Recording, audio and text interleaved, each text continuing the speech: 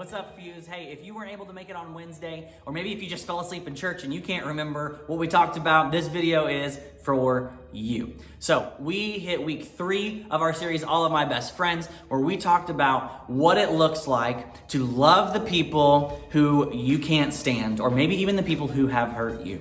Here's what we talked about. We said real friends show love to everybody always, but fake friends show preference and miss out.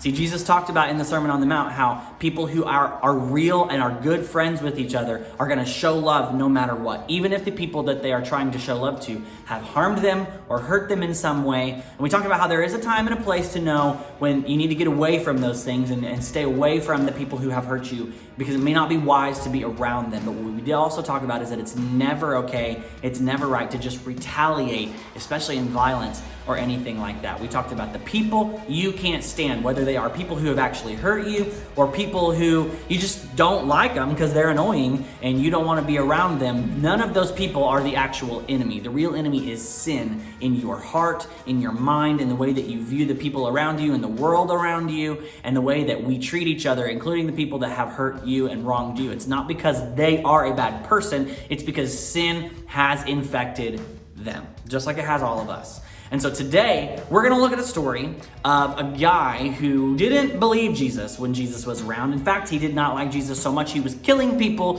who chose to follow him. And then God gets his attention and changes his heart around. And then God goes to another guy and tells that guy to go see this guy. And the story that plays out is crazy. So we're going to start out in Acts chapter 7. I'm going to need 2 different people, one to read in Acts chapter 7 and one to read in Acts chapter 9. We're going to read some verses in the first there and then in chapter 7, and then we're going to read a few more later on in chapter 9 at 2 different sections.